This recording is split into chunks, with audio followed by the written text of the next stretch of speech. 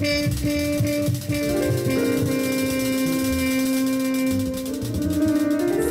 helped me start with my enemas. You know, I took my first enema, and honey, whew, I was like, what is that? And I just couldn't help but get something and pull it out and just look at it, marvel. And to this day, I can honestly say I took lemon enema back in February, and I was telling the sister here, Natalie, I was telling her that I had Facebooked it live on my son did.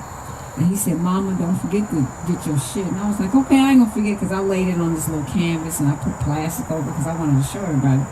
And he called me and said, Mama, didn't I tell you don't forget your shit? I was like, where is it? He said, it's out here on the porch. So I went back to retrieve it. And it's like, I gotta show the little ones because, you know, I work with a lot of little children. And I'm constantly showing them what's inside the body. And I tell them all the time about eating junk food.